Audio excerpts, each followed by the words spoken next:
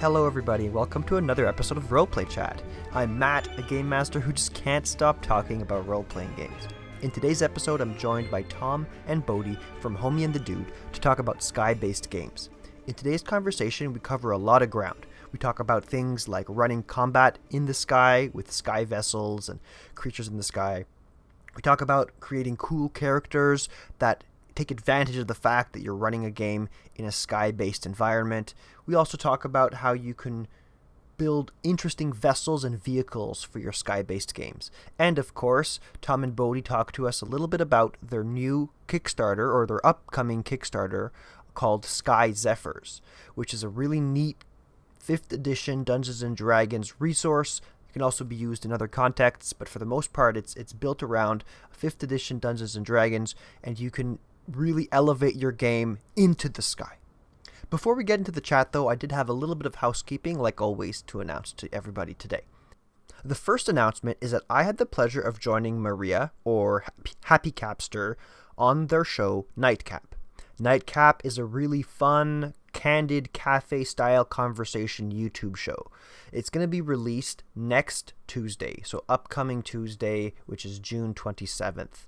I highly encourage you to go find Happy Capster on YouTube, subscribe to the YouTube channel, and listen to me talk about the things that I like to talk about. I talk a little bit about the podcast, give some behind the scenes about what it's like interviewing folks in the TTRPG space, and more. The next announcement, or actually the next two announcements, relate to ways that you can help support me and the show. The first isn't super new, but I think it's still, it's working its way out there, is the fact that I opened up an Etsy shop. So I opened up an Etsy shop called the Dungeon Terrain Depot, and that's a place where you can purchase terrain, scatter terrain, walls, dungeon tiles, rocks, and other things that you can use in your Dungeons & Dragons or tabletop role-playing game systems to kind of add an extra layer of, an extra dimension to your games. A lot of the terrain pieces that I build are intended to be used alongside traditional tabletop role-playing, like in-person tools. I'm not a big fan of having a gigantic array of terrain. While it always looks super cool, I find it not very practical. But having, a little tent and maybe some walls and some columns that you can use in addition to your whiteboard, or in addition to some of the minifigures or Lego figures or whatever it is you're using to visually represent your game, the terrain that I'm selling on Dungeon Terrain Depot can help supplement that. So go check it out. It's an Etsy shop. It's going to be linked in the show description of every episode of Roleplay Chat moving forward.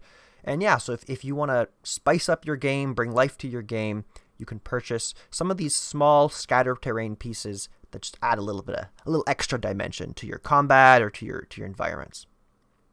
And then the last announcement before we get into the episode with Tom and Bodhi is that I am going to be launching a Patreon for Roleplay Chat.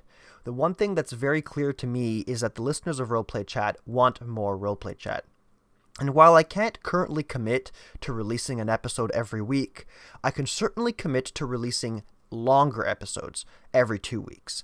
So what I'm going to do is the Patreon is going to be a place where you can support me, but also unlock an additional 15 to 30 minutes of content every episode.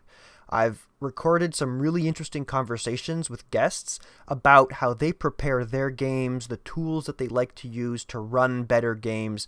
So if you subscribe to the Patreon, which is going to be linked up and launched not this episode, but next episode, and I'll make an announcement then too, but you can sign up for the Patreon, and in doing so, you'll have some of the usual things like a shout out on the show as a thank you. You'll be able to ask me questions about what I, suggest content for me, that kind of thing. But the real takeaway is that you're going to be getting more Roleplay Chat if you subscribe to the Patreon. Anyway, enough with the housekeeping. Let's jump right into the discussion with Tom and Bodhi, or Homie and the Dude, about sky-based games. I hope you enjoy it.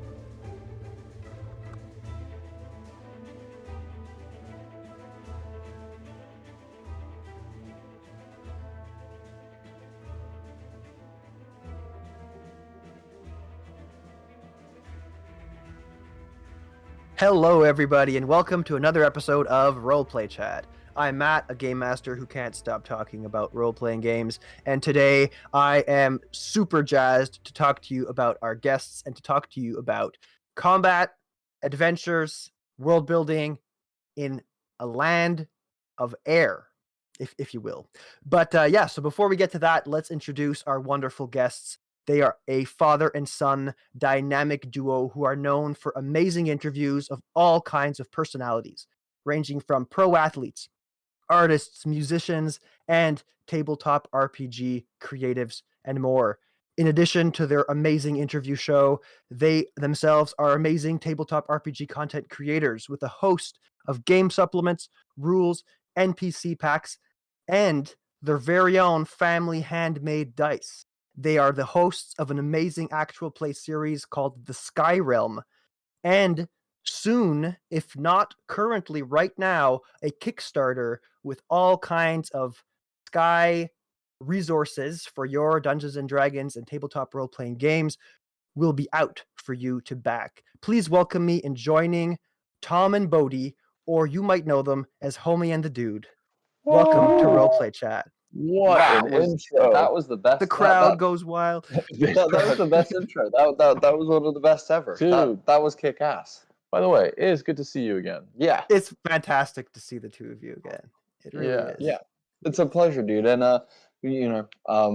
yeah, dude. Thank you for having us. And it's one of those ones where also you just did a lot of research. I'm realizing, I'm like, as you're going through that list, I'm like, damn, you did a lot of research there. You actually looked into a lot of stuff like that. That's the type of shit we would do. I like that. I like that a lot. I like that a lot. The research. I didn't get stats this time. Sometimes I go and I do a poll to get stats. I'm sorry to say I didn't do that this time. But otherwise, the research, yeah, like you're saying, it was done, and I'm blessed to have the two of you back, calling in at midnight or 1:30. Is it 1:30?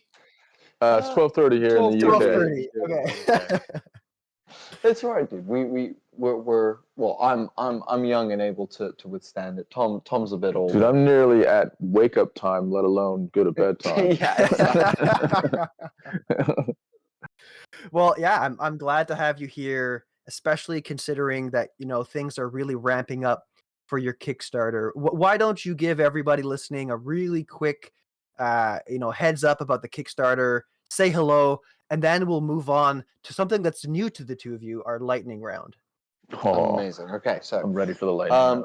if you're listening to this, we have been working on new sky-based combat rules for Dungeons and Dragons 5th edition. This is an overlay that can be applied to things like Spelljammer, airships, planes, and also simply modified for things like naval, sub-naval, and also terrestrial combat with land-based vehicles as well.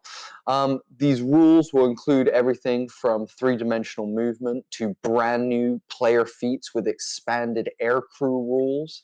And of course, a whole host of example airships for you to use in your game, crews to put on them, creatures to populate your world with, items to fill your character's pockets with, all the great stuff.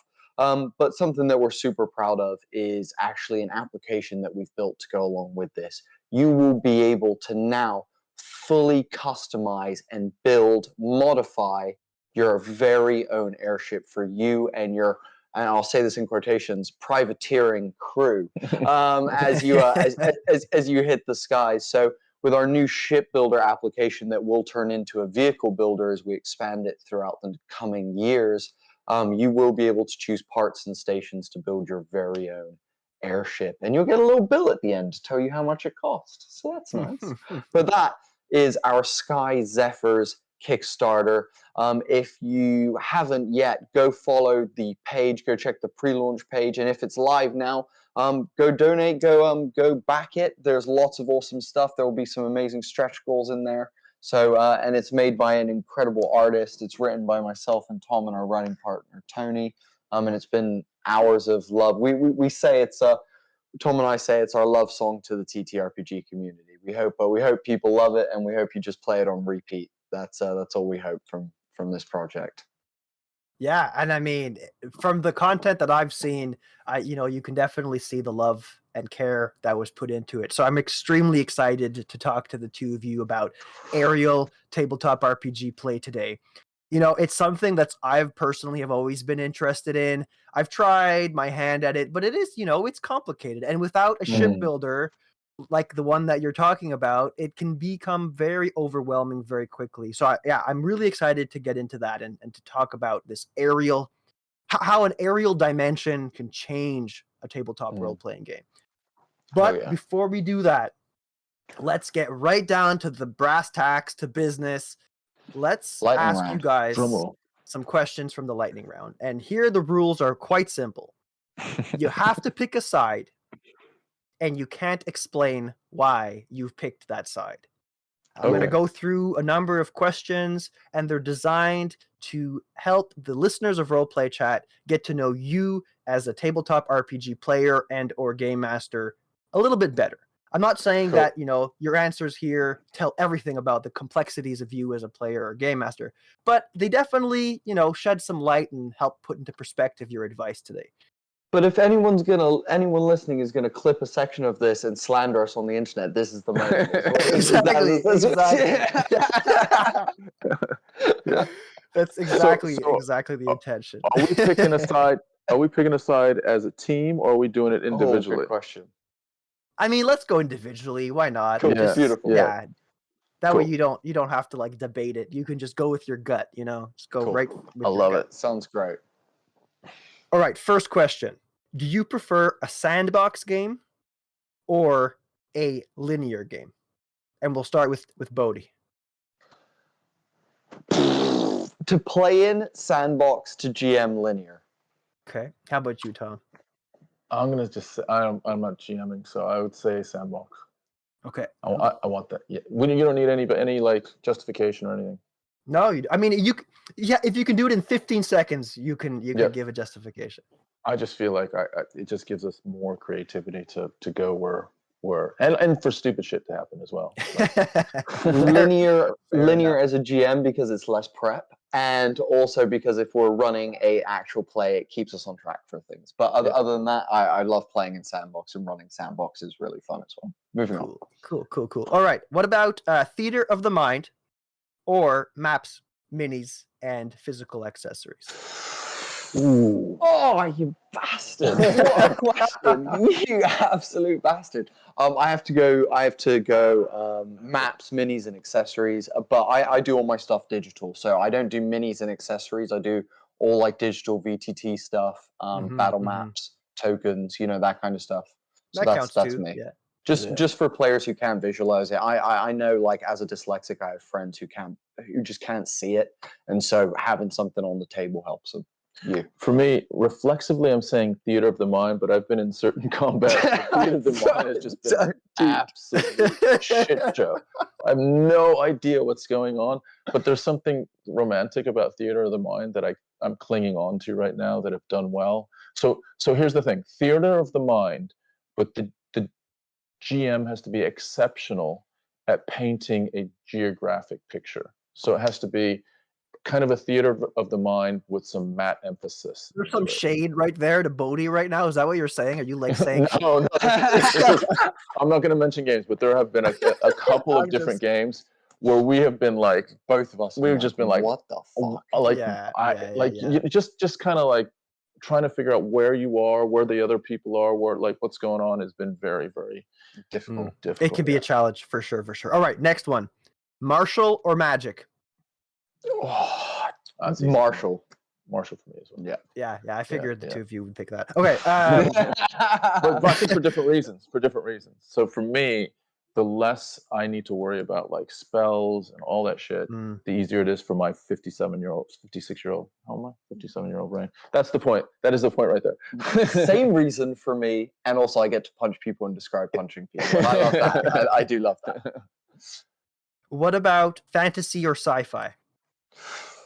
God damn, dude, what is happening right now? This is savage. I'm going sci-fi. Sci-fi is more expansive, but nothing beats a bow and arrow, man. Nothing beats a bow and arrow. I'm going fantasy. Yeah. Okay, we got some adversity there. That's good. That's good. Two more quick ones. Go for it. Crunchy or fluffy game systems? Ooh, god damn you, Matt. I mean, Oh, I err on the side of fluffy just because I feel like storytelling's easier. But I do like crunch for combat. That's me. Go. I'm gonna also err on fluffy, just because although it could get a little confusing or a little too loose with combat, I just prefer roleplay so much better. And the thing, it just all bogs down for me when it gets too crunchy, and we're just sitting there trying to figure out, step by step stuff that's going on. That's fair. Yeah, sometimes you definitely don't want the game to get in the way of the game. Yeah, that's it. That's exactly it. And the last one, when you're building a character, do you use the point buy, a standard array or equivalent, or do you roll dice? Point buy. Standard array. I don't care. I don't care. That's not what it's about for me. I'm not mini-maxing at all. I don't care.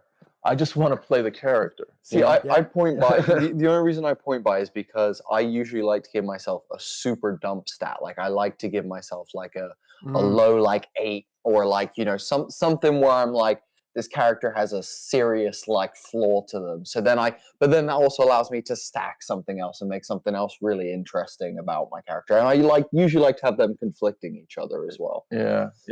Are these standard or do you come up with different ones for each? I have a big list of them, and I take like, I don't know, 8 out of the 13, 14. Those were good. Yeah, those were good. Good. Yeah, well, I'm glad you got the blood pumping. The interview has started, right? The interview has started. All right, so let's move on then. Unless, you know what, I'll give you guys the opportunity. Is there anything that I forced you to say just now that you feel like you need to justify a little bit more before it lives on the internet? Or are you good to move on?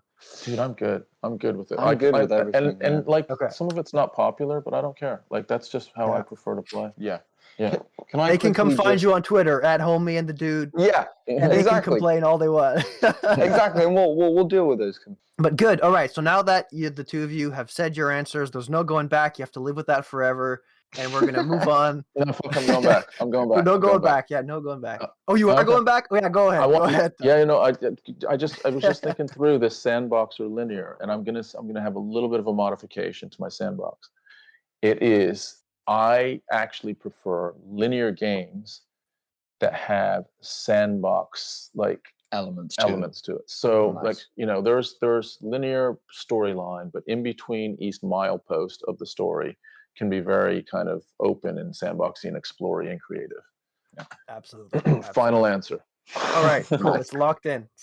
Cool. All right, so now let's segue into talking about aerial games. And I feel like there must be a better way to say that. Is that you guys have written a whole book about this, or are in the process of doing that? What's the right what you're adjective? describing? Aerial games. Yeah, I would say I kind of just call it like sky-based stuff. Like sky-based. Okay. Yeah, just sky-based, because like I mean, if you want to get technical, like could go with aeronautical. If you really want to be like aeronautical stuff, and that's a bit more technical. But I think, that's probably the best way. That's the best terminology. Yeah, let's go with sky-based. I like that. Yeah, sky-based. It's gonna be on the template of the ad. Sky-based games or something. Yeah, perfect. Yeah. But yeah, so this has been something that I've wanted to talk about for a really long time. So I'm really jazzed that this is something that you guys have this expertise in, because ever since I've been a little kid, watching all the Ghibli movies that have a lot of like floating spacecraft, like sky machines, the castle in the sky floating around, and Porco Rosso with the cool old timey warplanes flying about. It's always been something that I've wanted to incorporate in my games, but I've never felt. I've always felt like there was something missing in the resources that existed to allow me to do that. So I'm super excited to hear that you're building a resource about that. And maybe we can talk about that resource a little bit later. But first, I wanted to talk to you about how having a sky-based game has impacted the game, from a role-play perspective, from a creative perspective, from your roles as a game master and a player in a Sky game, how does that change things, if at all?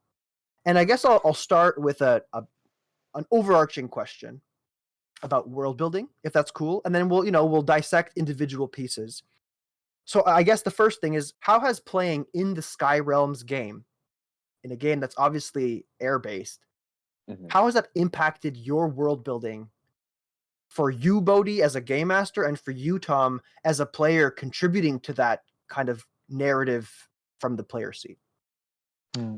So, so when I came up with the idea, it was the night before Tom and I started writing our campaign. I had I woke up at 4 a.m, cold sweat, and was like, I've got it!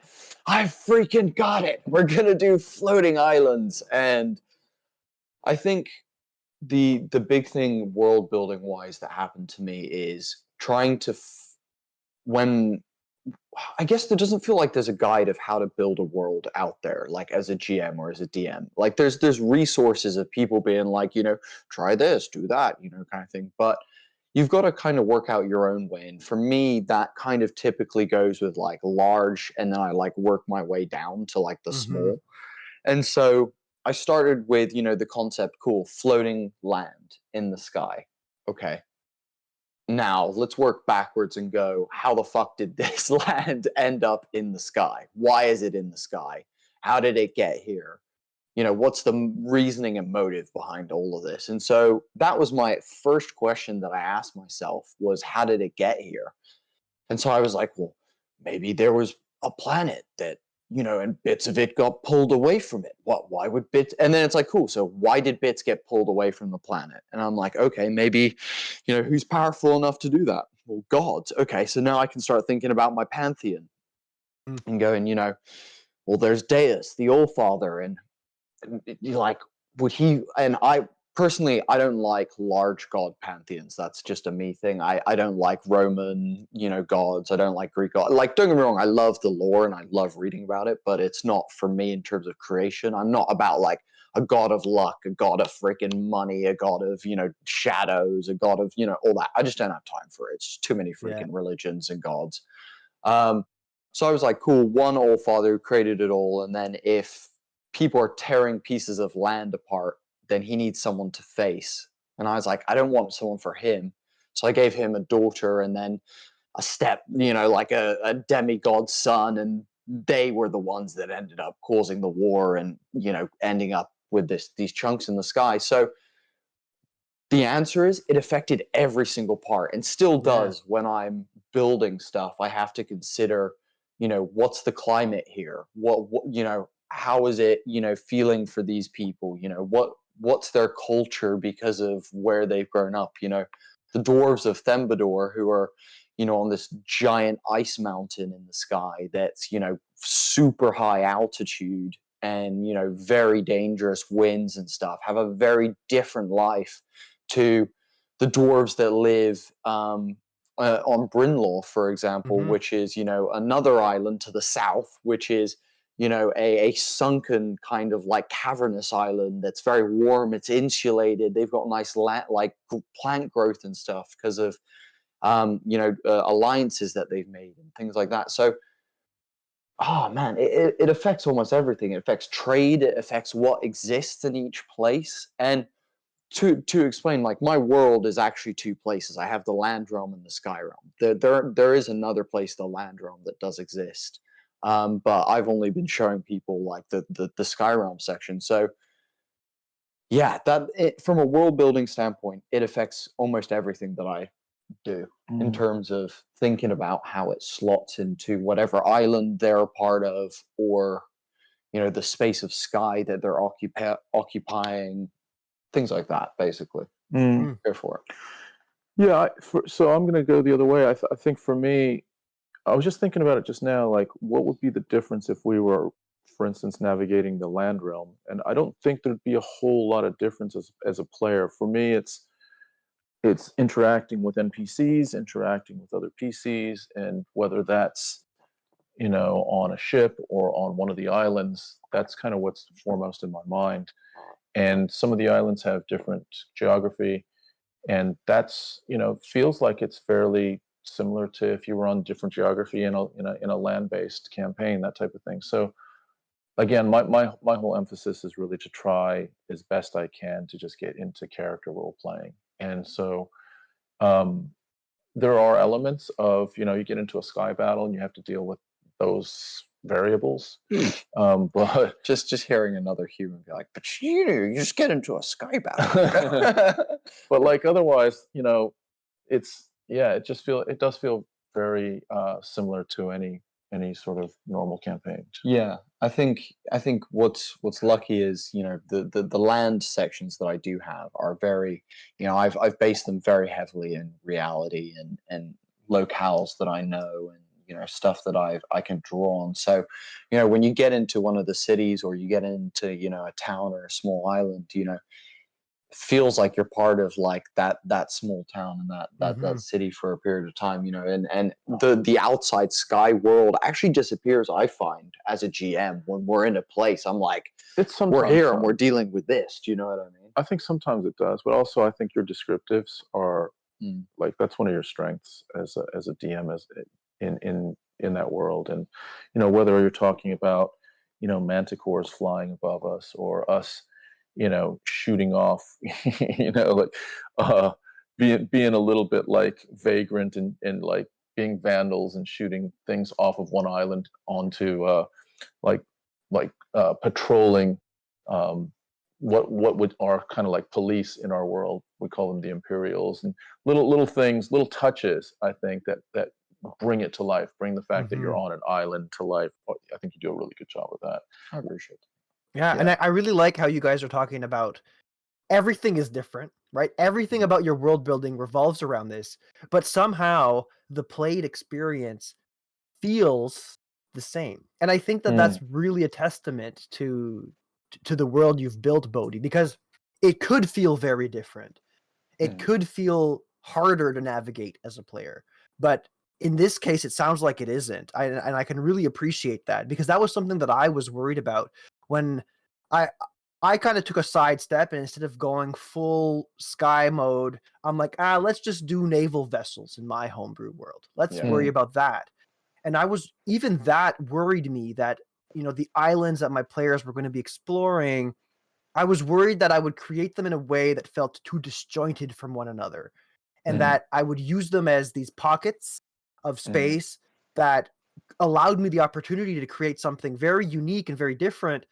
But then, that how is that thing connected to the rest of the world that's here was something that I struggled with, and I think I've kind of figured it out, but it was something that I was worried about on the onset. So it sounds to me like you've kind of nailed that.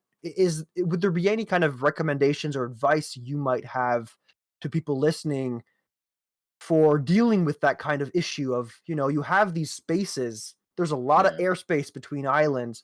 How do you still keep them feeling like they're part of the same fabric of your world? That's a great freaking question. And I've got a couple of ideas. The first one is, if you look at our sky realm, if you look at how many islands there are, there's 11 or 12 large main islands on our map that are like mostly habited, mostly like filled with stuff. Then there's probably about another 20 to 30 smaller islands that don't mean shit, basically, that are just there to be there if I need them, and to fill out a map and make it look good. And like, I think so what I would say with that is, I chose those 11 islands, and with those 11 islands, what I did was I thought very similar to you, of like, cool, I have a pirate island that belongs to the pirates of my world. The pirate king lives there, and but that island itself has actually a native group of like Dampiers that live on it, and they have actually taught the pirates stuff. And there's like this weird connection between the pirates and the Dampiers and stuff. And so, I have that going on here. And you go, well, how does that then relate to like what's going on elsewhere? And I think the thing that I started realizing is, the game that I play is one that is set in reality as much as possible. Like I try and very much, bring that like Game of Thrones grit, or like, Breaking Bad grit, Walking Dead grit, Last of Us grit, any of those like kind of shows where you're looking at like it's people on the ground in the shit, like dealing with the problem. And so, and the problems kind of connect, like the problem is an Yeah. overarching I problem. see. Yeah. So I chose two big problems that are going on here, which connect everybody and means that everyone is fighting for the same thing and thinking about the same stuff. So one, there is a awful, oppressive government that are the richest group of people, basically, and through a wealth-based class system, they have begun expanding territory, taking over, massacring. They're just an awful group of basically elves that have lived for a very long time, that have been able to exist and accrue masses of wealth through time that they've been alive.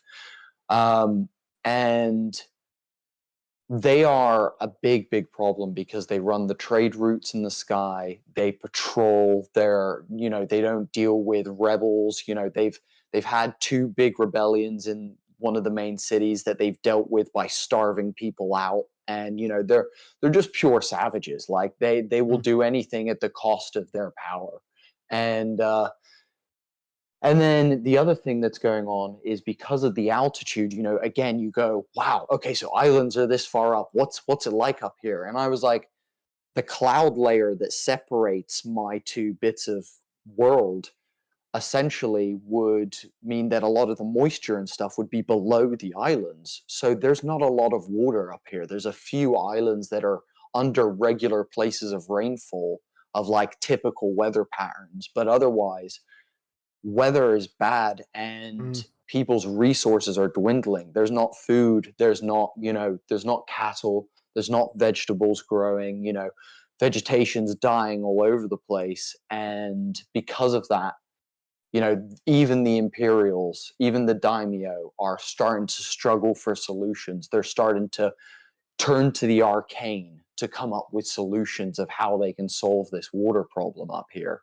And so yeah, dude, I think my advice is find something that links everyone. Everyone, like, if you look at the world nowadays, if you look at, for example, take a time period of like, a time when Britain were ruling the world, many groups of people unified in fighting against that. It's the same thing when Rome were going across their thing, during World War II, we saw the world unify for these reasons. And that can be a great way to link your islands together and link your stuff. So that would be my advice. Find a reason that even though people have different walks of life, even though you have people who believe this over here and people who believe that, they both understand I'm thirsty. Like that's something we all get, and that's super important. Or even, even if they're not, even if they're part of the Imperials, they understand how, their wealth-based gluttony of water is very privileged. So there is, even though there's different dynamics, different variables in different islands, some islands are a little bit more lush than others.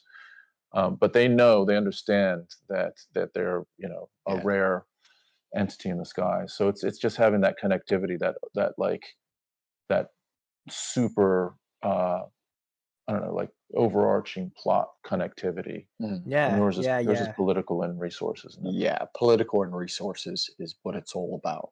That's cool. That's really and that's fantastic advice. Yeah, to have this overarching issue, conflict, kind of be the thing that ties them together. You talked a little bit about tone too, how it's gritty, very Game of Thrones. I think that might be another way, maybe not as explicit, but having a consistent way that you're telling the story and a way that you're portraying the peoples that are living through it. While it's not exactly world building and more style based, I think that could be an interesting way to explore keeping everything kind of tied together. I agree with that. It also made me think about how cool it must be to create a player character in this space. And I mean, my head is kind of spinning at the possibilities of, oh, my character's from this island or that island, or has never been to the Sky Realm before, and now I'm going up.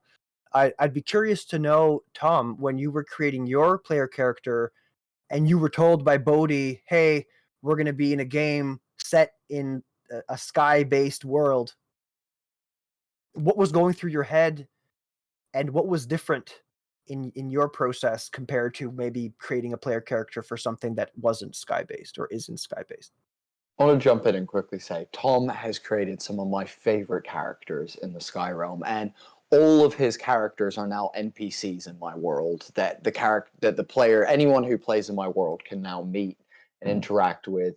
And specifically one of his characters has a lot of legendary lore about them, and he's actually like a notable character in the world now. And I just want to say Tom's characters in my world are fucking incredible. I've never been disappointed by one of the characters you make in my world at all. Yeah, and thank you for that. And of the list, I love the active character that I'm playing in the Sky Realm. And it's I don't want this to sound too boring, but it's kind of the typical way that you would create a character. You really have to.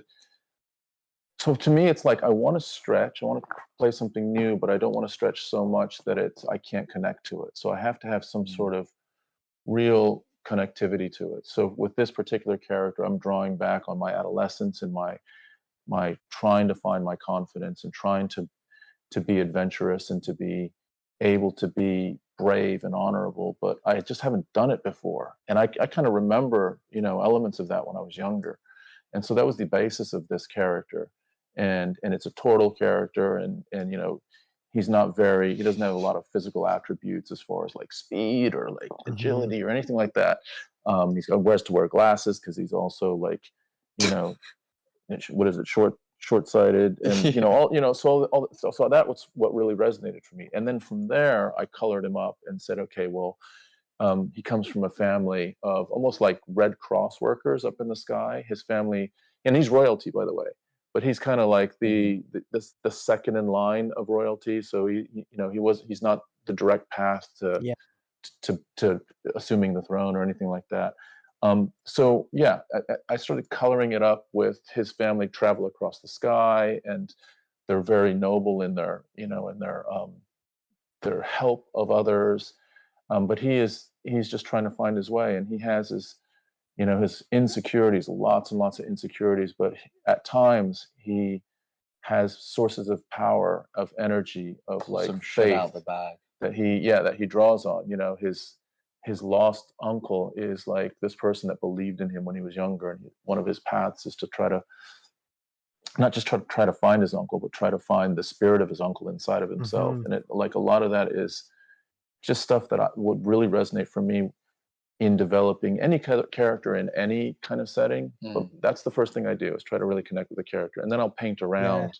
Yeah. And did you find, sorry to interrupt you, Tom, but did you find that playing this character in the space of the Sky Realm and having the long voyages and the dangerous voyages through different sky zones and going from one island to the other, did that develop your character in a new and interesting way for you? Did that present fun challenges for you, or did it still feel kind of like, the same kind of arcs that you would have experienced elsewhere?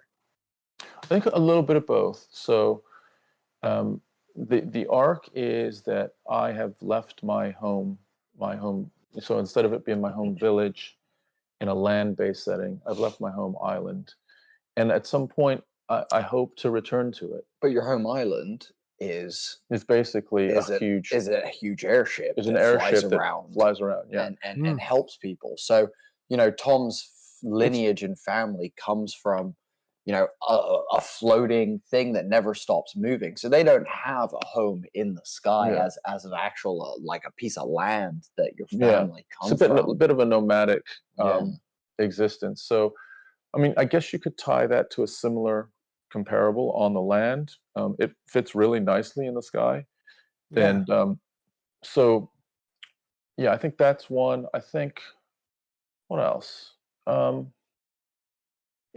keep coming back to there's a lot of similarities in land-based settings, or let's say space-based settings, or naval-based settings.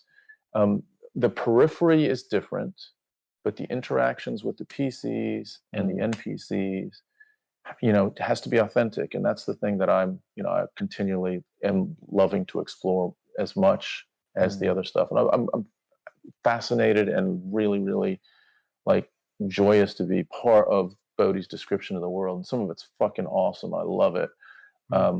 And just, kind of reacting to all of that is different, I guess, in the experience. But yeah, that's really cool.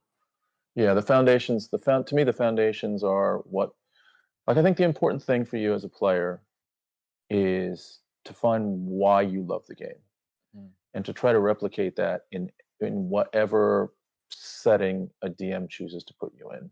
Because if you start like accommodating for other shit, then you now start compromising your own enjoyment of the game. And I think that's when it starts to not, you can be hit and miss. And I want it to be hit and hit, like over and over again.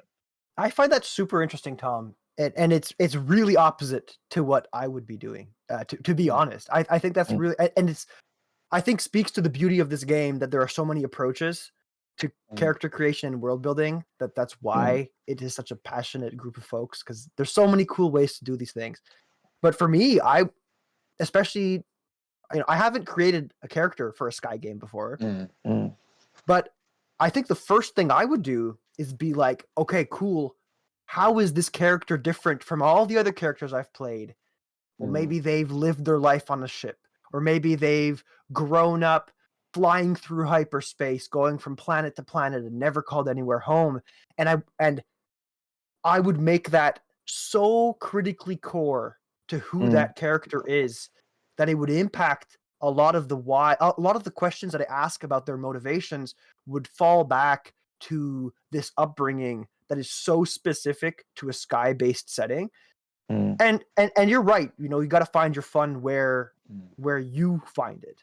So I'm not here advocating against your approach, but I would encourage people listening, if they have the opportunity to play in a setting that's different from the ones that they're used to consider some of the uniqueness of the setting and like bleed it into their character in a way that motivates that character's decisions and actions and things like that. Yeah, I love it. And you know what I think as well? I think actually Tom, though he said he built his character from this angle, Tom actually incorporated like the flip of what you just said into his character by accident through his creation, which was, his character comes from this royal family of turtles that live on this airship that go around and they help anyone. It doesn't matter whether you're an imperial, ally, or you're, a defiant rebel, or you're a crashed freebooter, Zephyr or whatever. They're going to go help you out. And Tom's character comes from like this innocent, beautiful place and then goes into my like dark, gritty world where people are dying and like people are trying to like bribe you and take your shit, and it's a total mess. And his character is so naive and just so like lost in like the big like outside world that, in a weird way, that was almost the thing. And like, yes, that could be applied to like you said, most other settings in some ways. But I think the fact that your character had this unique thing of like, you'd grown up on this ship, you'd only ever seen other islands for stepping off like a cruise for a little bit and get back on, and then you going out on your own adventure just changed it all, and especially where your character is now. They're vastly different to who they were when the campaign started. It's true. Yeah, but I do like your point, Matt. I do think your point is cool. It's a great point. Yeah. Well, I mean, there's no wrong way to do these things as long as everyone's having fun, right? Yeah. No, dude, I got that you were shitting on me. It's okay. First, you change the rules of the lightning round and make your characters the wrong way. God, just messing with you. All right, yeah. So that's really, really cool. You talked a little bit about empires, and my brain immediately went to like TIE fighters and Star Wars. And I know it's not, this is that's a sci-fi, fantasy type of space, but all I can visualize now in my brain is a sky fight of a bunch of TIE fighters circling around the Millennium Falcon, shooting at it, and they're trying to like navigate their way around. And I think maybe now is the opportune moment to talk about the unique challenges and opportunities that a sky-based game has in the area of combat. So why don't we, pitch this over to the two of you? And I know that this is something that you kind of outline in the resource that you're kickstarting. So maybe you can talk a little bit about the Kickstarter, a little bit about, why Sky Combat is so unique and interesting, and we can kind of go from there.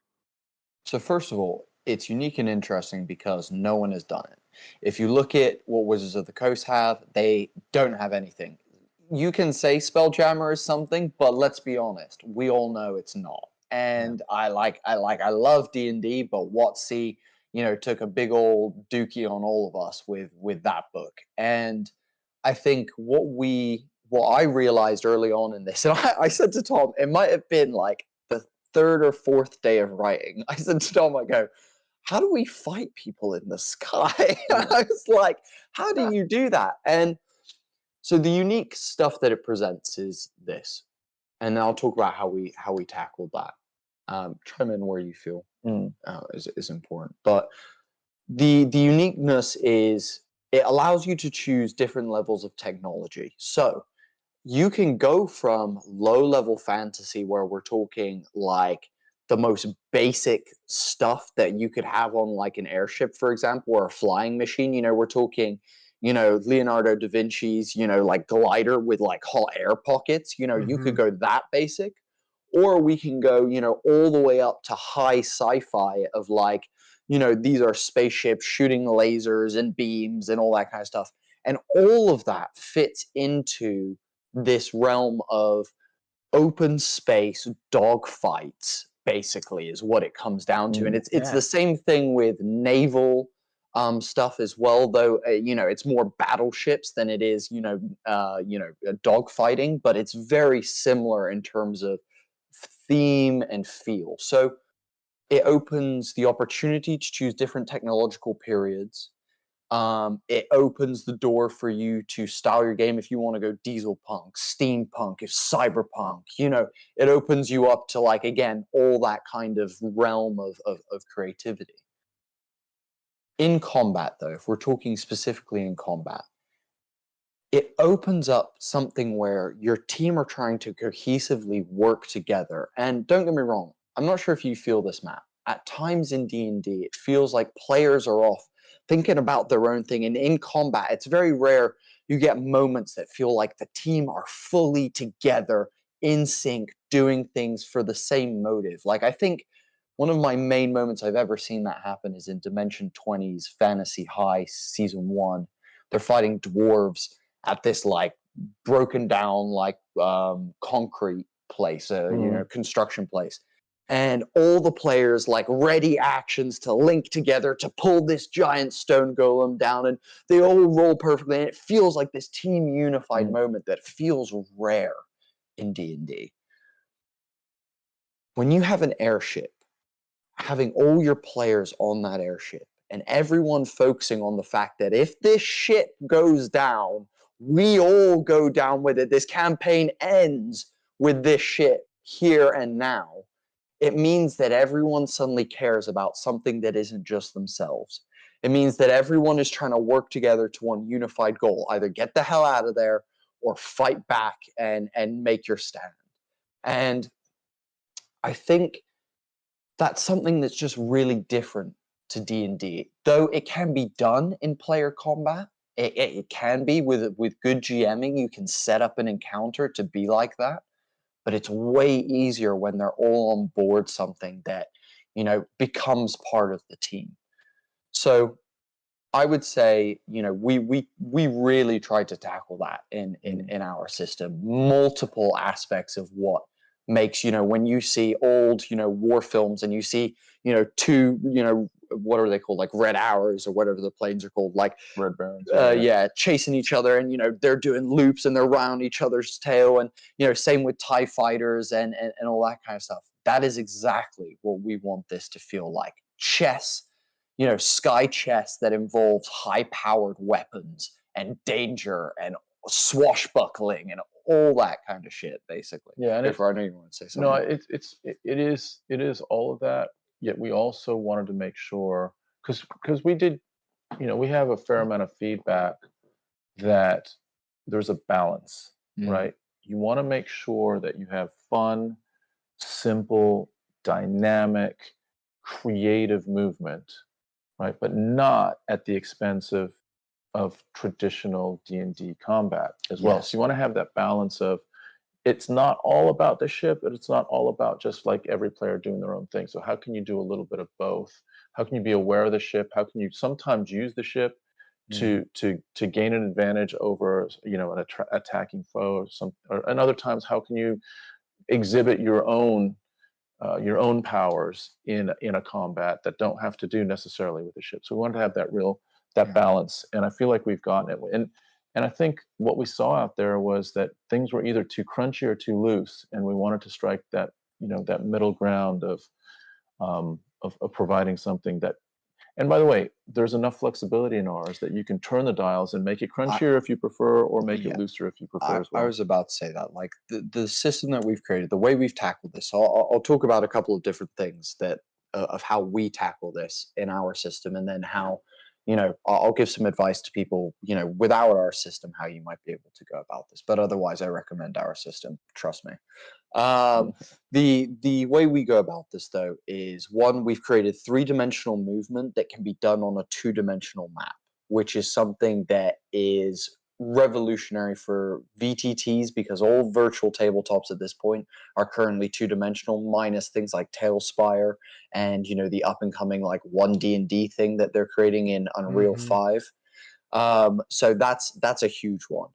Then the next thing is dynamic movement. That means that, whoever's at the helm is, choosing the way that this Zephyr moves through the sky like it's a chess move. You're trying to predict what your enemy's doing, and you're trying to make your own decisions that will then either, trying to predict and be defensive, or trying to predict and be offensive, and trying to work that out.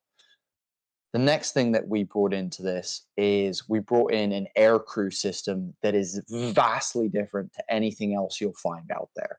This aircrew system allows you to either play each crew member on your ship that isn't a player or a named NPC as an individual crew member. If you want maximum crunch and you're absolutely a maniac.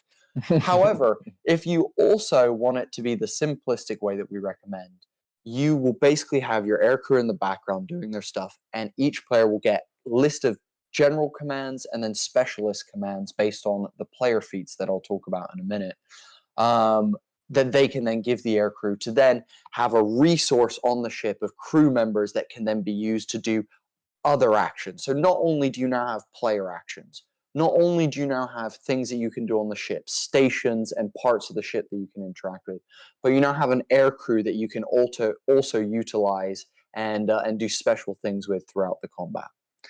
The final thing that is a huge one that we've implemented is our new player feats. And this is a whole new style of player feat.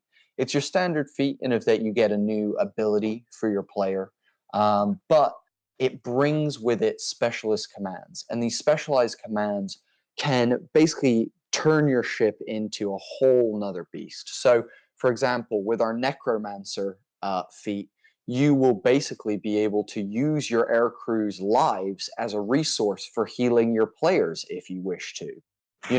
With our Cleric feat, you can get the ship to pray together in hopes of shielding your ship. Things like that. So it becomes this thing where the whole thing is alive. Your whole ship is, needing repairs. It's, you're on a station firing something. You're trying to, boost your engine. You're repairing that. You're telling an air crew member to go do this.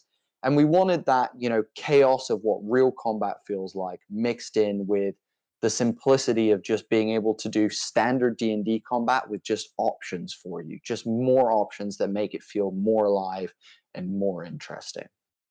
So yeah, those are how we tackled it.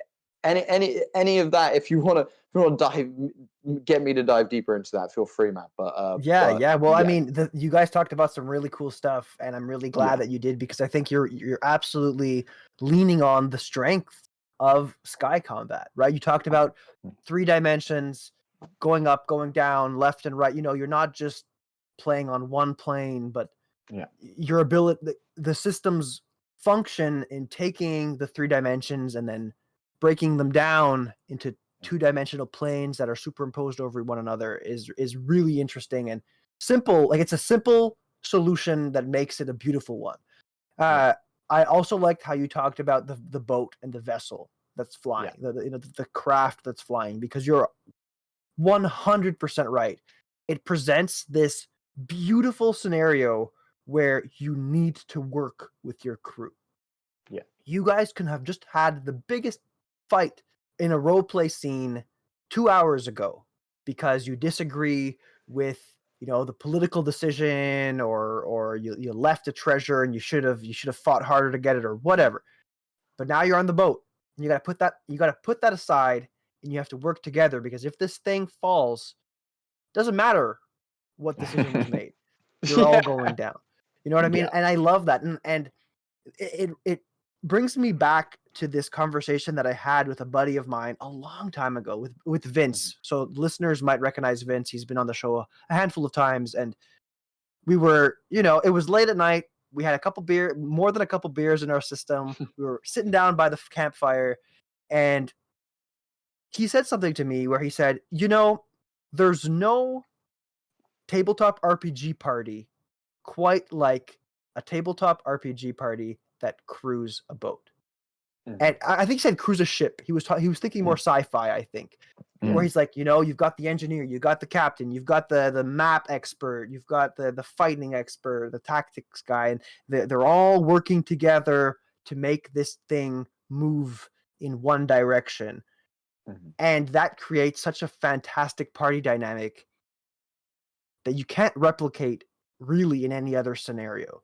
And we conversation ensued, but the bottom line was basically that. It was, it presents such a fantastic opportunity for these characters to collaborate. And a system like yours, where it emphasizes that collaboration by using the vessel as a tool to have a crew work together, have parts of the boat that need to be mended, or individual pieces of the vessel that can be hurt and then need to be taken care of. Like, these are things that add a whole layer of tactic that are fantastic. I love it so much. Well, dude, let me throw this one out there to you as well. I think you'll really like this. Something else that we got a little GM note about. I'll share this from the book because it's one of my favorites. But a little GM note that we have is, during our order of combat, the order of combat that we recommend is exactly the same as the standard D&D order of combat. To keep it simple for everyone, it's what we know. We've added a simple extra step in the middle, which is that all of the Zephyrs that are in a combat move at the end of the round of combat simultaneously. So the idea can be, and we say, it becomes a lot more interesting if your players choose their movement and keep it to themselves and write it on a piece of paper. The GM chooses their movement, keeps it to themselves, and then at the end of the round, everyone's ships move and we see where everyone ended up. It becomes a whole nother ball game then, because not only is everyone now trying to actually predict and use feats to then get insights on what the GM's thinking about doing, and all this kind of stuff. It adds a whole nother level of just truth to that moment of like, oh shit, I think it looks like he's going up, let's go down and try and dodge him, or get behind, let's pull the brakes and try and get behind him, let's swerve into him and like maybe try and ram him. Oh shit, he went up, we swerved and missed him entirely.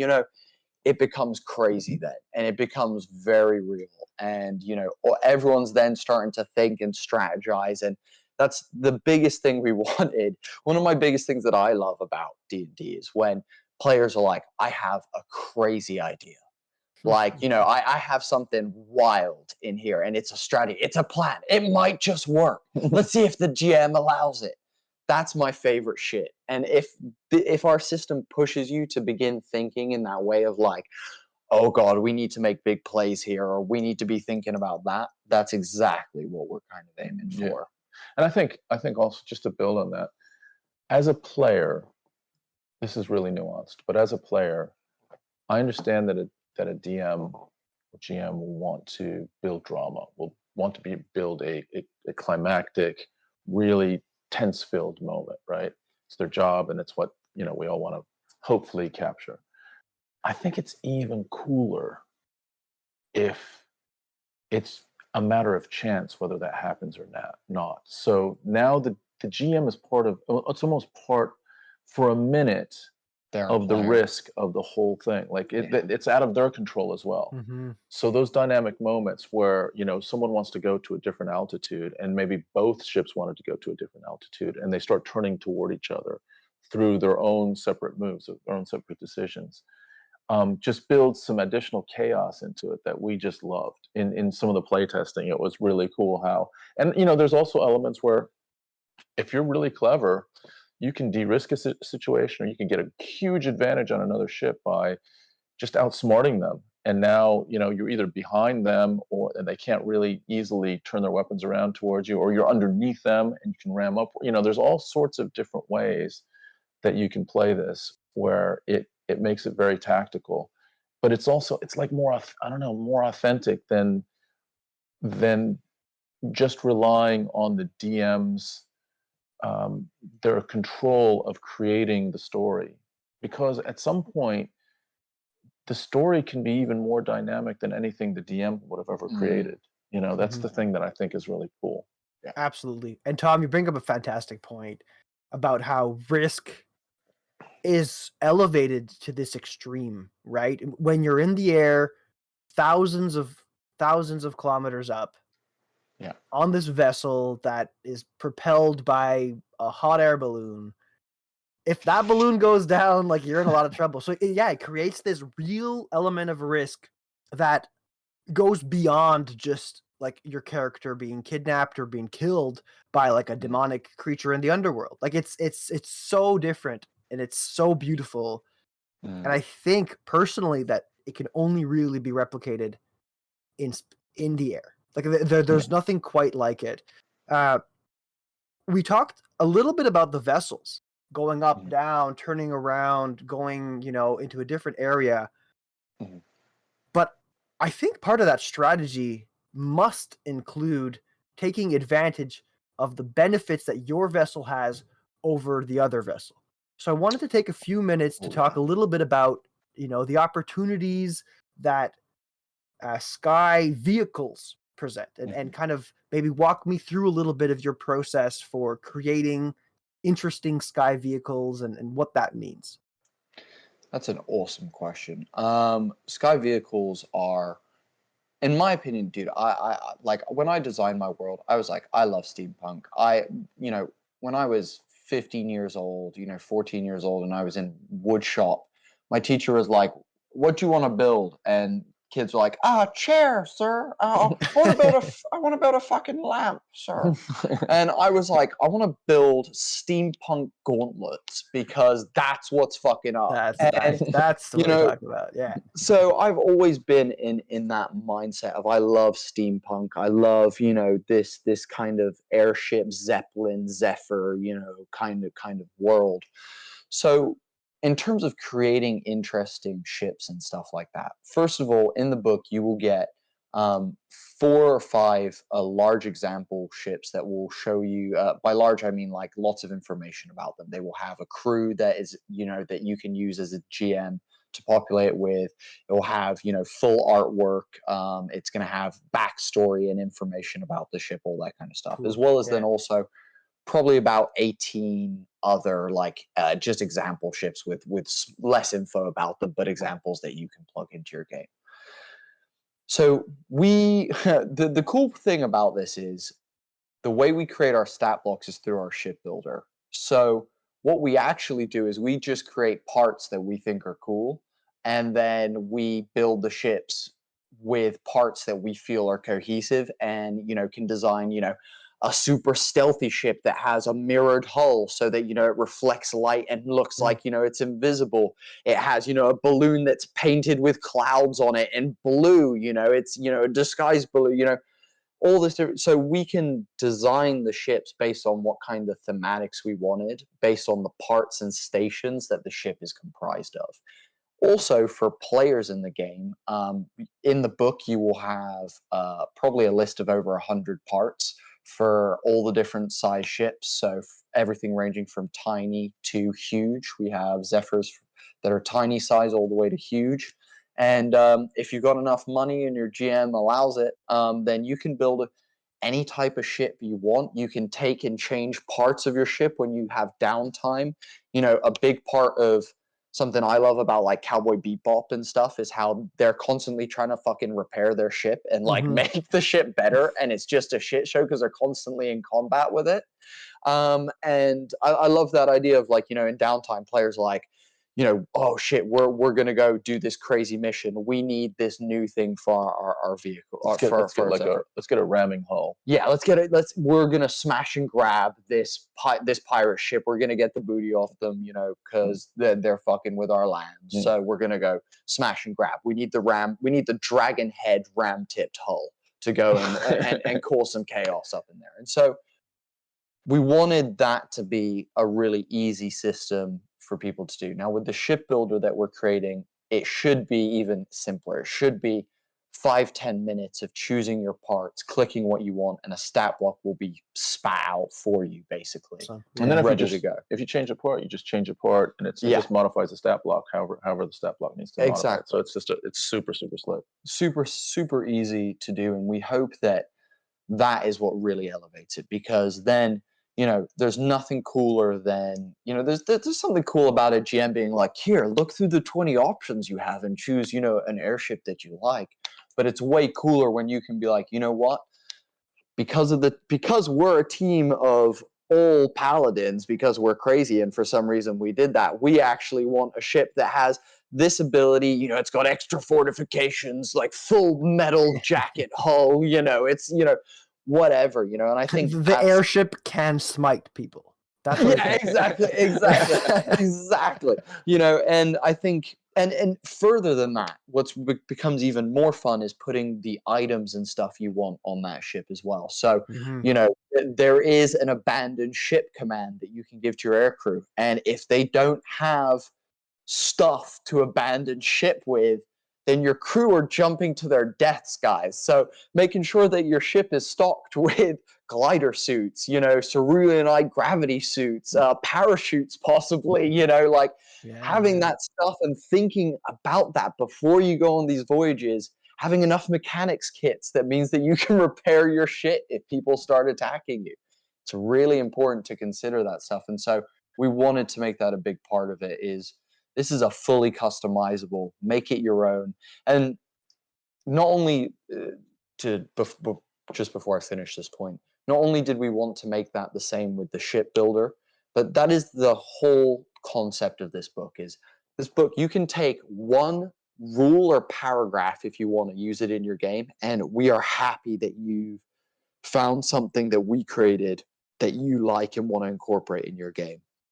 If you use the entire book and you love every single thing and every rule, and you use it to its maximum crunchy dial, amazing as well. We want this to suit your game. And so that's super, super important all the way through the book, with the rules, the shipbuilder, everything.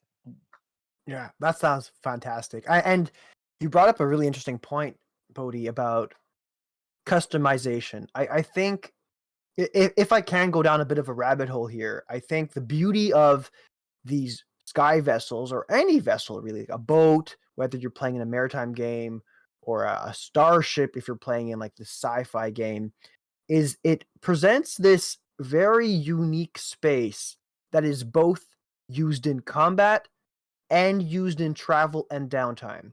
And it's this beautiful combination that allows you as a game master and as people playing, as players playing in this space, to make it your own. Make it part of the living fabric of the game. And as a piece of advice to people listening, if you're building one of these boats, whether that be with the homie and the dude Sky Zephyrs, is that what it's called? The Sky Zephyrs system, or whatever system you want, I think it's paramount that boat be a living, not living, but be a character of the world. And what I Yeah. mean by that is give it a name, give it a story. Whenever Yeah. the players do something cool with their boat, maybe they ram, they continuously ram other boats. You know what? Now maybe they get a benefit to that because they gain that experience. They're better at it.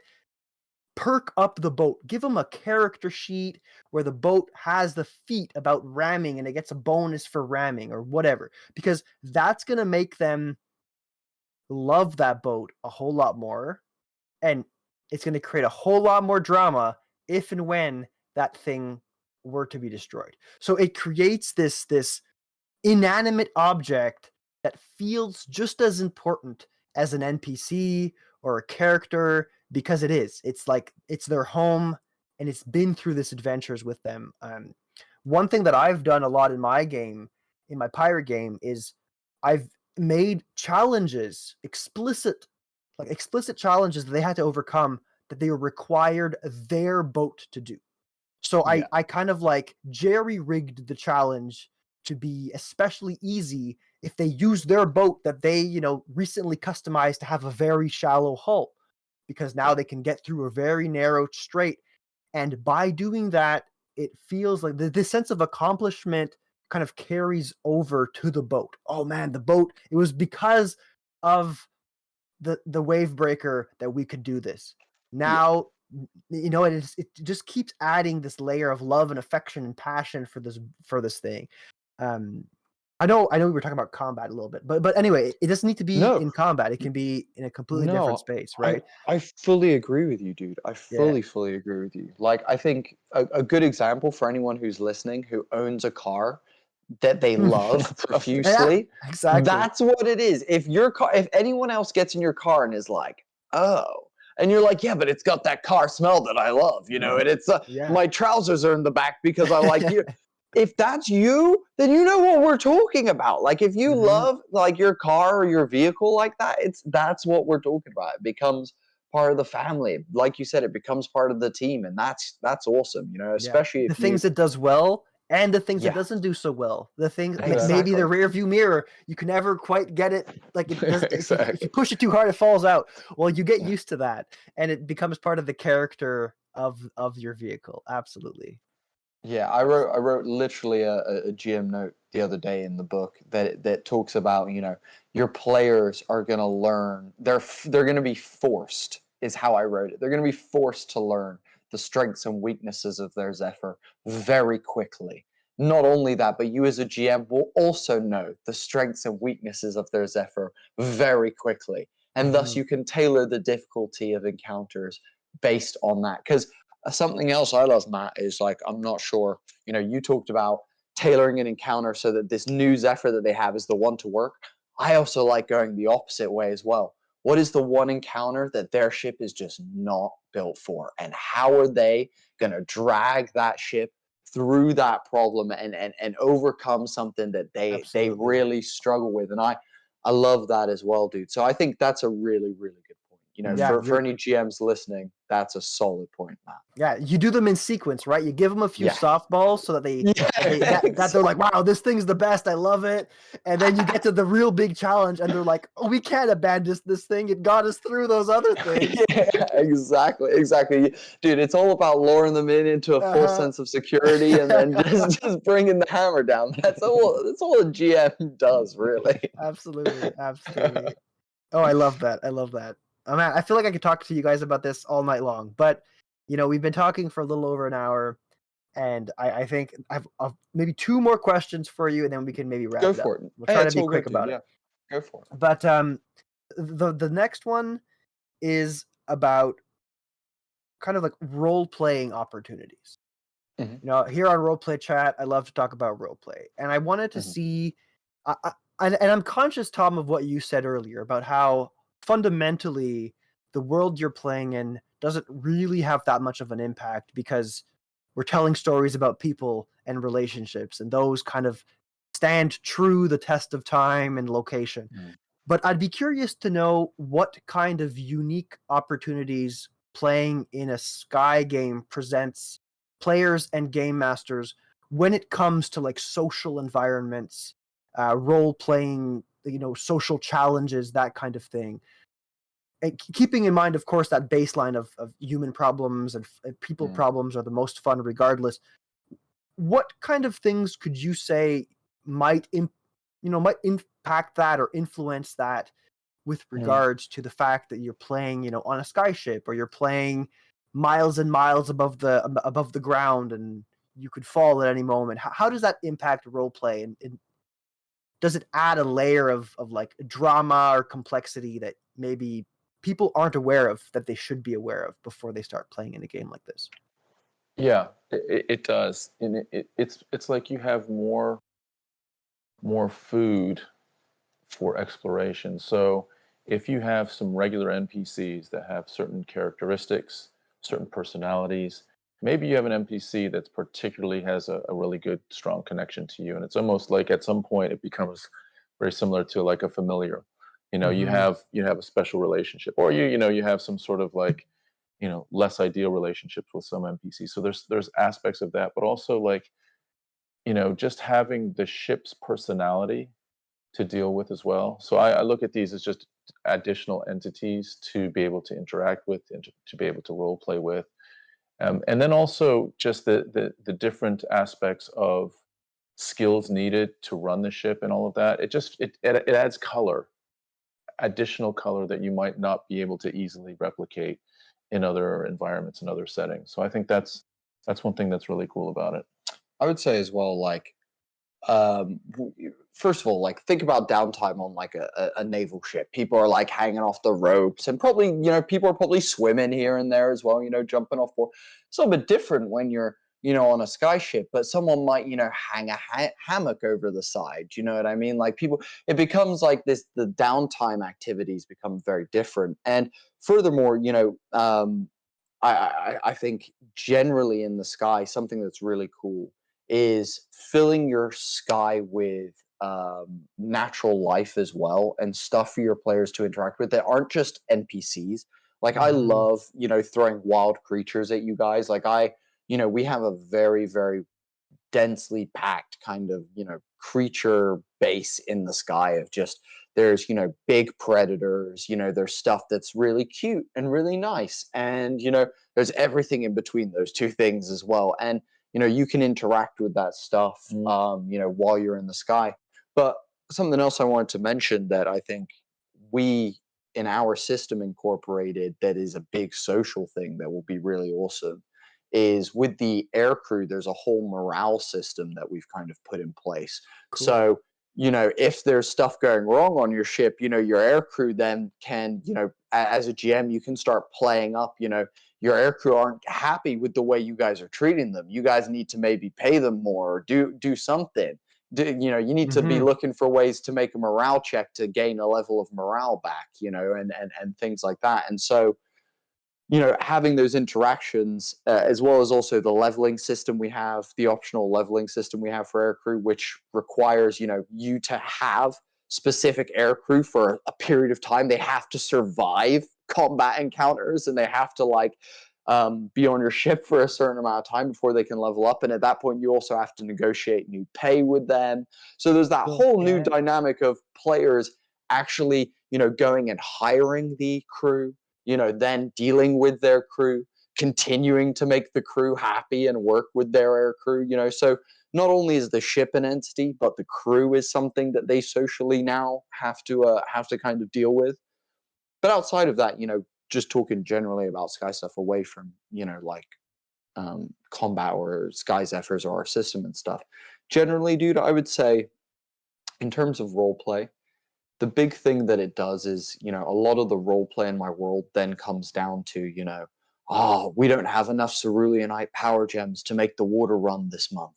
It's real scary out here, Like, it becomes, this role play that changes is based on the fact that it's like, cool, you've got long voyages to make. There's, hard high altitudes for people, so at times role play might be hard because everyone might be wearing masks to deal with high altitude or high congestion levels of many Zephyrs in an area, things like that. So I think the big difference is that you're going to be looking at whatever lore you bake into your world about this sky thing.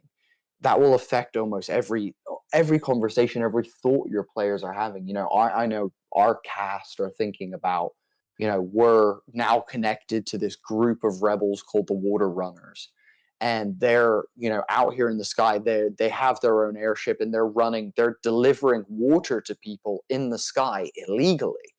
So, you know, you're kind of the way that you plan and the way that you talk to those people, then the way you deal with mafia that you're working with, and, you know, the way you deal with guards that you're befriending to get the water from, you know, it becomes a really interesting situation. And I think, you know, obviously there's opportunities for being in the sky if you want to create lingo of like, oh, you know, check your port sky bow, you know, if you want to like make up, you know, lingo and, you know, in role play in that way as well, you know, if you want to go that way, you definitely can do. But I think the room is just you creating a really beautiful, fruitful world that incorporates the aspect of flying being a challenge, you know, and or, you know, or something that is needed to be dealt with, you know, irregardless of, you know, whether it's as easy as for us as humans, where you pay for a ticket, rock up 3 hours, you're on a flight, you watch movies and get there, or if it's as difficult as, you know, pulling lines and raising sails and, you know, doing all this other shit and chucking, you know, gems into an engine to power it and stuff. You know, it all comes down to, you know, how that then impacts the rest of everything that's going on. All the standard social and political and trade and wealth and all that shit comes down to how easy is it to fly and do that shit between islands and all of that. So it all interlinks back together is I guess what now adds that next level of just something else to fucking worry about the whole time. It is. You're right. It's something else to worry about, but I think we ought to worry about it. And as a game master or as a player playing in a space, right? It's part of it. Yeah. And like I really like your example about how either you can be pulling the ropes and doing all this work and talking to the crew and boosting up the morale, or you could, you know, pop a couple of Xanaxes, pop in the plane and fly for 6 hours to wherever you're going. Yeah. But if that's what's happening in your game, I would argue that that's not necessarily a sky-based game, because the sky isn't pivotal in it. It's not playing an important enough role. You're just using it as a method of transportation. But I really, really like this idea of, you know, the role play involves the distances. It involves the downtime. It involves the crew that's helping you do it. It's involving the social political drama that's associated to the fact that you're in the air. Like those are the things that make being in the air unique, and we need to focus on that if that's what we want to be playing in a sky game. You know what I mean? Like I think that's a fantastic point. Dude, like a great example is, as a GM, I forgot we were in the sky. I run a combat encounter where our players are on their ship. They fall asleep for the night and put the ship on like cruise control, basically. In the night, pirates latch onto their ship and start boarding them. At one point, the players are like fighting the pirates, and one of the players just straight up kicks one of my pirates off the ship. And and I'm like, well, he's gone. Yeah. He's gone. Like that's it. He's gone. You don't have to roll for damage. Yeah, I'm like don't roll for he's dead. I'm like, and how you do this is he falls and is never seen again. I'm like, that's how that goes. And so, you know, that's one of those moments where, like you said, it needs to be accounted for. I shouldn't have, as a GM, he should have been standing so close to the banister. Do you know what I mean? Like he wouldn't have been that close to the edge of the ship. That was my mistake of not thinking about that in that moment. And I think, you know, that's something that needs to be accounted for at all times, for sure. Yeah, for sure. All right, really last question. We'll be quick about it, and then we can maybe talk final thoughts on your Kickstarter. I wanted to ask you, let's pretend I'm a game master who's never run a game in the sky. And you know what? I've never run a game in the sky. What would be advice that you would give to somebody who is contemplating and considering it, that goes above and beyond what they would normally do, you know, when they prepare a game or they get ready to run a game? something that you would recommend they consider because it's going to involve the sky? That's a great question.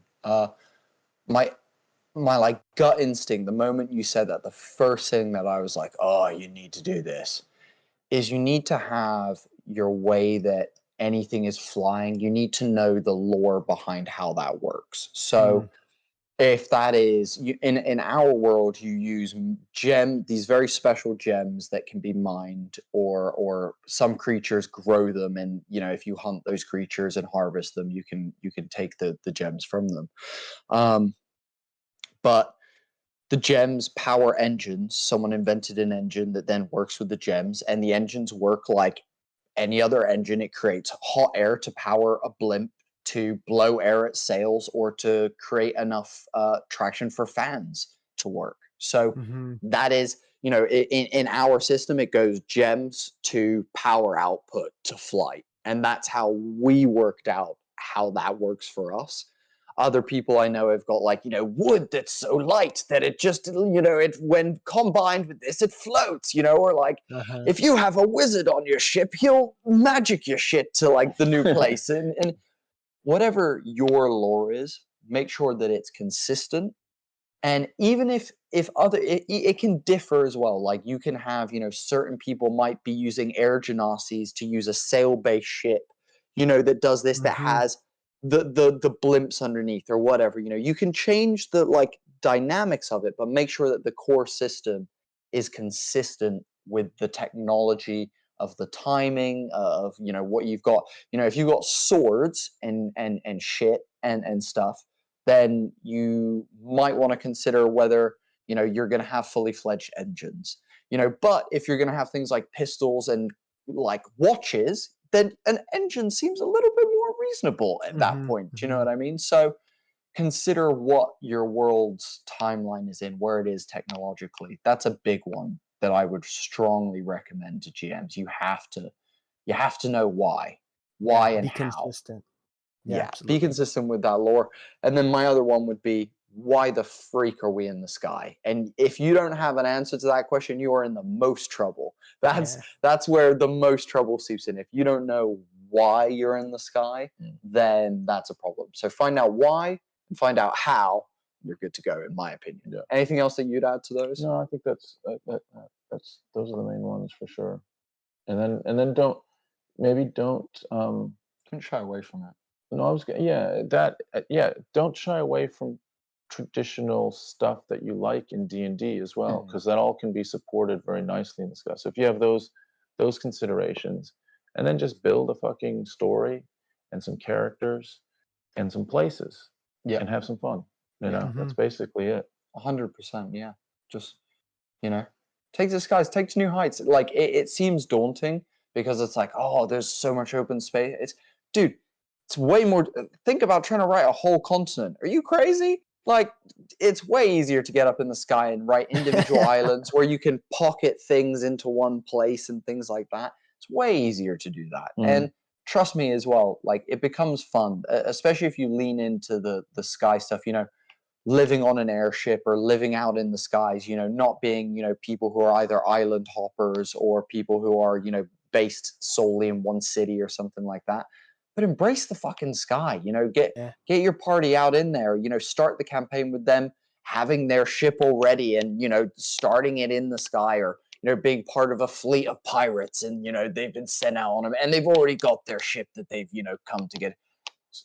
Give them that, lean into that shit. Don't shy away from that. If anything, you will find yourself being like, wow, this is wild and I'm having so much fun. And if it's overwhelming, then guess what? It might not be the thing for you as well. That's something else. I don't want to put this out there as sky things are for everyone. It might not be, but the beautiful thing is, there's 1,000 different things that you can try out there and a million different things that will work good for you. The beautiful thing is about our system is it can work for a lot of those different things. So, definitely keep in mind that, there's stuff out there, and we're going to be releasing stuff that will help you guys with that and help you get closer to being able to do it in whatever way suits you. If that's, tanks, then we're coming for that. If it's, submarines, we're coming for that as well. So don't worry about it. We got you guys. And I think, just know that, you guys can do it. Anyone can do it. If I can do it, and I'm like a random 25-year-old, no university degree. I'm just a fucking dude. If I can make an awesome sky world, so can you. So don't be afraid of that. Well, I think you're not giving yourself enough credit there, Bodhi. But yes, I agree with the fact that people should try it. Absolutely. Yeah. I like the idea that you're saying, Tom, that if you can run a game on the ground, you can run a game in the sky, so long as, like you're saying, Bodhi, that you're consistent, you have the answers to the reasons as to why you're there. And if you buy Sky Zephyrs, right, it's going to give you all the tools that you need to systematize the things that are maybe a little bit too crunchy or complicated to come up with on your own. Yeah. So why don't we take this opportunity for the two of you to talk a little bit more about Sky Zephyrs and more importantly, inform people where they can follow the Kickstarter, where they can pledge for the Kickstarter, and feel free to talk about other projects or things that you've got on the fly as well. Do you want to talk about the Kickstarter first a little bit, and then Sure. I'll tag it? We'll definitely hook you up, Matt, with a link just to have, if you can put it in the description, even easier. Absolutely, yeah. It'll be not down. I always say that every single time, as if people are watching me on YouTube. They're not. It's going to be in the show notes, absolutely. So the links to your Twitter, to your website, and of course, to the link for the Kickstarter. Yeah, and if for whatever reason you want to go about it in a different way, we're homing the dude everywhere. So you can find it pretty easily within a couple clicks, whether you're on Twitter, whether you're on Instagram, whether you want to go to our website, homingthedude.com, you'll see that it is featured on all of those platforms. And eventually it'll get you to our Kickstarter page, which is Sky of Zephyrs 5E.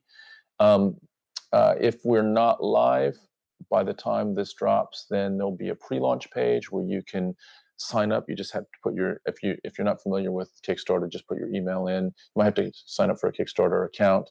And what happens is, if you sign up for the pre-launch, then as soon as it goes live, you get a notification on that day, and then you can click on the notification and donate to the Kickstarter. Yeah. And your heart's content. Yep. And so, we have worked about a year, just over a year on it now. We have spent a lot of our passion on the project. We're really proud of it. And if it seems of interest to you, we would be grateful for you to come over and support it. Well, I'll just say it's Sky Zephyrs is going to be a three-dimensional, swashbuckling, dynamic system that you can throw over your game and, take to the skies, new heights. The sky is no longer the limit for anyone out there with our system. It will be something that, you can enrich your players with and enrich yourself with as a GM, with lots of new player options, lots of new examples, Zephyrs and airships, as well as creatures, items, spells, and mechanics for you to just pad out your game and make it a whole lot more interesting and exciting for your players. Pimp your ride. Pimp your ride. With the Pimp your blimp. Pimp your blimp. That's what we've got to call it. Pimp your blimp with our ship builder application that will be available as part of the Kickstarter as well, which we hope to evolve into a full-on vehicle builder at some point in the future. Outside of that, guys, if you're interested in, what that kind of looks like in the world that we play in, I strongly recommend checking out our Skyrealm actual play. In that, we have an incredible cast of players. We have Sam Comerford, who you will have heard on this podcast. We've got Amber Logston, the Space Jammer, and we've got Blake Francis, an absolute legend, as well as Tom and Tracy, my father and mother, both incredible players. So we are a family podcast, though we definitely don't make family safe content. but we hope you guys check that out. It's an awesome story about rebellion, oppression, fear, love, friendship, and justice. It's freaking sick. And finally, the last thing I'll say is, if you're looking for something a bit shorter, that's long frame storytelling. If you're looking for something a bit shorter, and you love Avatar: The Last Airbender, We just released a very short 4-part series of us playing Avatar Legends, the new Avatar role-playing game, set in the world of Avatar Legends, Avatar The Last Airbender, centered around 2 airbenders, 1 earthbender, and 1 firebender, as they try and fight back the Fire Nation attacks that incited the 100-Year War and caused the extinction of the air nomads. Very, very exciting plot. Tells the story of unsung heroes who are lost to history. And Tom crushes it. It's one of Tom's best performances. It's one of our stories that we're most proud of. It is, yeah. If you want to hear a wild story with lots of ups and downs, everyone cried. We all cried multiple times throughout the show. It's a banger. It's a banger. That's great, guys. That sounds fantastic. So yeah, I 100% agree. Everybody listening should go check out Tom and Bodhi's content, especially Sky Zephyrs. I know I will be, and you'll be checking, I'll be talking about it on the show for a little while, and I'll be tweeting it out. So I hope people listening, seriously consider getting it, because like we've been talking about today, there's no kind of duplication or replication of playing in the sky. I think it really presents a fantastic and unique way to play this game. If you had questions for me, you can contact me on the usual channels. That's at roll_play_chat on Twitter. And if you don't want to be subjected to a character limit, you can email me at contact@roleplaychat@gmail.com. A friendly reminder to review the show wherever you're listening, and to share it with the fellow players or game masters that you play these beautiful games with, to help spread the good word of Roleplay Chat. And with that, Tom, Bodhi, thank you once again for returning to Roleplay Chat to chat with me. It's been a pleasure. Thanks for having us, man. Dude, first of all, anyone listening, Matt is the true legend. Anyone who listens to this knows that Matt is the true legend. So all of you, again, good shit for listening to this guy. Thank you for continuing to bolster this guy up, because this podcast is awesome. It's one of the best resources out there. Keep listening it, keep sharing it, word of mouth, social media, whatever you can do. Get this beautiful podcast in front of people who love TTRPG's eyes. Because Matt bloody deserves it. And thank you, dude, for having us. Hey, my pleasure. My pleasure. Thanks, Matt. Cheers, guys. Let's call it a chat. Hell yeah. Let's call it a chat. Beautiful.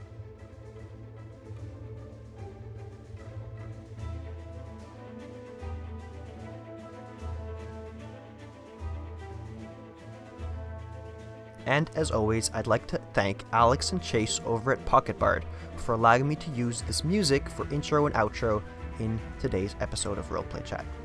Go check out Pocket Bard. It's real cool.